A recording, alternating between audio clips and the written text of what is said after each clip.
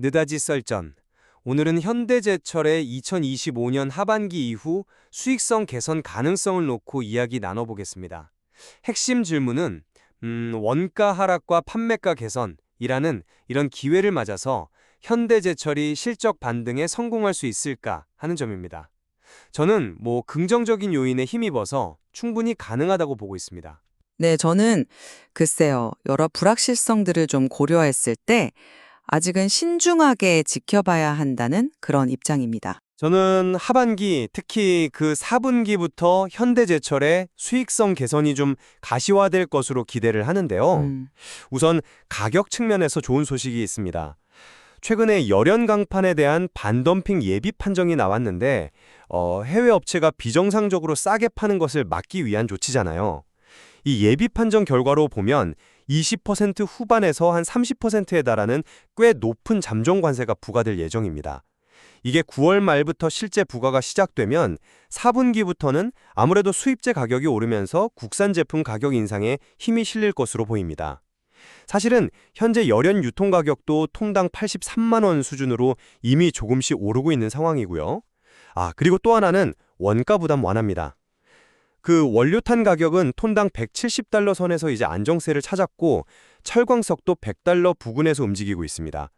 원료를 사서 실제 제품 생산에 투입하기까지 보통 한 3개월 정도 시차가 있으니까 이 효과는 3분기부터 나타나기 시작해서요. 제품 마진, 그러니까 스프레드 개선으로 이어질 겁니다. 4분기에는 판매가 개선 효과와 원가 안정 효과가 함께 나타날 수 있다는 거죠.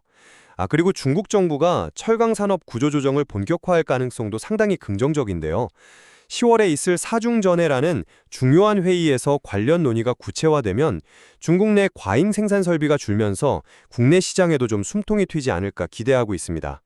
그 외에도 조선사에 파는 후판 가격 인상 협상도 진행 중이고 또 2025년 정산 기준 탄소 배출권 여유분을 팔 수도 있다는 점, 이런 것들도 긍정적으로 봅니다. 옵니다. 하지만 저는 좀 더 현실적인 측면에서 봐야 한다고 생각하는데요.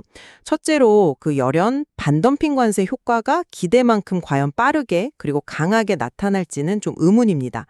관세 부과 전에 미리 좀 싸게 들여온 수입 물량, 이른바 선반입 물량이라고 하죠. 이게 아직 시장에 꽤 남아있을 가능성이 있습니다.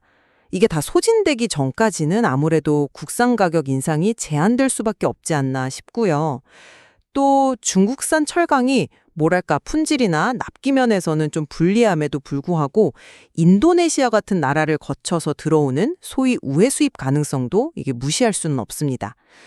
그리고 후판의 경우는 조선사들이 세금 납부를 잠시 미룰 수 있는 그 보세 구역을 이용하는 경우가 많아서 가격 인상분이 실제 반영되기까지는 시간이 더 걸릴 수 있다는 점도 좀 감안해야 할 것 같습니다. 둘째로 중국의 철강 구조 조정은 이게 아직 구체적인 계획이 나온 게 아니잖아요. 10월 회의 결과를 봐야 알겠지만 실제 감축 규모나 속도가 기대에 못 미칠 수도 있고 설사 감축을 하더라도 그 효과가 국내 시장까지 이어지지 않을 가능성도 있습니다. 셋째, 역시 가장 중요한 건 수요 문제인데요. 현대제철의 주요 제품 중 하나인 봉연강. 이게 주로 건설 현장에 쓰이는데 아시다시피 지금 건설 경기가 그렇게 좋지 않습니다. 비수기 영향까지 겹쳐서 가격을 올리기가 상당히 쉽지 않은 상황이죠. 물론 하반기에 정부 정책 효과로 연말에 주문이 좀 늘어날 거라는 지대도 있습니다만 이것도 아직은 불확실한 거고요. 마지막으로 미국 루이지애나 투자는 2029년에나 가동돼 상당히 장기적인 프로젝트라서 당장의 실적 개선과는 좀 거리가 멀다고 봅니다. 네, 물론 그런 우려들이 있다는 점은 저도 압니다. 하지만 그 열연 관세 효과를 너무 비관적으로만 볼 필요는 없다고 생각하는데요. 4분기부터는 분명히 수입제 가격 경쟁력이 약화될 것이고 국산 가격 인상의 동력이 될 겁니다.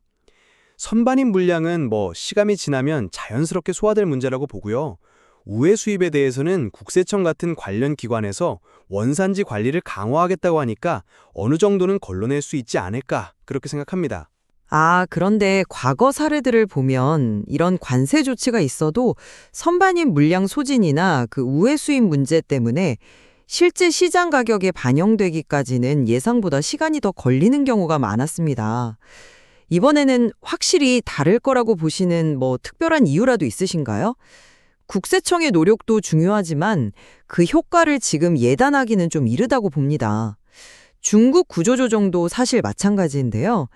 1억 톤 감축, 이게 정말 실현된다면야 뭐 엄청난 호재겠지만 아직은 기대 단계일 뿐이잖아요. 그 과정에서 또 어떤 변수가 생길지 모르고 중국 내 감축이 꼭 국내 시장 개선으로 이어진다는 보장도 없지 않습니까? 네, 그 부분은 좀 더 따져봐야 할 것 같습니다. 하지만 원가 하락 추세는 비교적 명확하지 않습니까?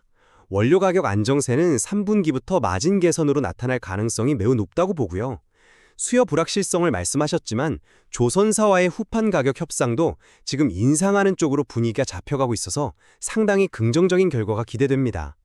그러니까 제 말은 비용은 줄고 가격은 올릴 가능성이 동시에 열리고 있다는 점, 이 점이 중요하다고 봅니다. 글쎄요, 원가 부담이 줄어드는 건 물론 다행이지만 그 효과가 빛을 보려면 결국은 수요가 살아나야 하는데 그 부분이 여전히 불확실하다는 것이 제 생각입니다. 건설 같은 전방 산업의 수요 회복이 이렇게 더디면 원가가 아무리 낮아져도 가격을 올리는 데는 한계가 있을 수밖에 없거든요. 연말 주문 증가도 아직은 기대감일 뿐이고 실제 정부 정책이 얼마나 빨리 집행될지, 그래서 건설사들이 실제로 발주를 늘릴지는 좀 지켜봐야 하는 상황입니다. 어쩌면 원가 개선 효과가 수요 부진 때문에 기대만큼 크지 않을 가능성도 염두에 둬야 한다고 봅니다. 네, 정리하자면 저는 하반기, 특히 4분기에는 원가 부담 완화와 판매 가격 인상 요인이 함께 작용하면서 현대제철의 수익성이 눈에 띄게 개선될 가능성이 높다고 보고 있습니다. 특히 그 여연 반덤핑 관세와 중국의 구조조정 움직임이 중요한 긍정적 변수가 될 것으로 기대하고요. 네, 저는 여러 긍정적인 신호들이 있는 것은 맞다고 봅니다만 이것이 실제 실적 개선으로 이어질지는 조금 더 시간을 갖고 시장 상황과 정책 변화를 면밀히 지켜봐야 한다고 생각합니다. 앞서 말씀드린 것처럼 수요 회복 지연 가능성이나 중국 변수의 불확실성 같은 위험 요인도 여전히 남아있기 때문에 좀 신중한 접근이 필요하다는 입장입니다. 미국 투자는 분명 의미 있는 행보지만 이건 단기적인 관점보다는 장기적인 시각에서 봐야 할 문제고요. 네, 맞습니다. 현대제철의 향후 실적은 단기적인 가격이나 원가 변동뿐만 아니라 국내외 철강 시장의 큰 흐름, 또 구조조정의 실제 진행 상황, 그리고 현대제철 자체의 투자와 효율화 노력 등 여러 요인이 복합적으로 작용해서 결정될 것입니다. 네, 그렇죠. 오늘 저희가 나눈 이야기 외에도 현대제철을 둘러싼 더 다양한 정보와 분석들이 있을 텐데요. 시청자 여러분께서도 여러 관점에서 좀 더 깊이 살펴보시는 것이 좋겠습니다.